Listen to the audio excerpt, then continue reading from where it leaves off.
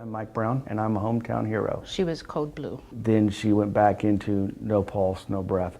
We started CPR up again. She could have been in a worse state when she got to us. If someone hadn't started CPR right away, her brain would have been, she would have had an anoxic brain injury. A young lady, Emma Baker, she had stood up and spelled the word jealousy, and she sat back down. Two more kids went up and spelled words. About that time, I saw my teachers kind of look at the front row, and everybody kind of look around, and I knew something was going on. And as I looked forward, I noticed the young lady wasn't sitting up anymore. So I got up and moved quickly up to the front of the room. At the spelling bee, she became, I think had a seizure-like activity and then was unresponsive, and they couldn't feel a pulse on her when they checked her.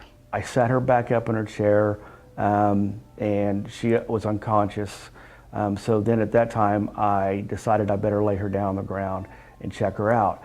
So I laid her down on the ground, and as I laid her on the ground, she was gasping for air. Mike started CPR, and they, of course, called 911 and got the fire department is very close, and so they were very quickly, and EMS was right behind them. So I told the operator on 911 that we have a student here who is non-responsive, and we need to get EMS here as soon as possible. What made him a hero this time was he had a student that got into trouble physically, and he knew what to do to help them until the ambulance EMS people could get there. There are thousands of men and women out there who would have done probably the same thing I do, and they do it every day. So to me, they're the heroes. I just happen to be in a situation where I could help. Somebody at the beginning of that went far above and beyond what would be a normal job description for them as a principal of a school to get this young girl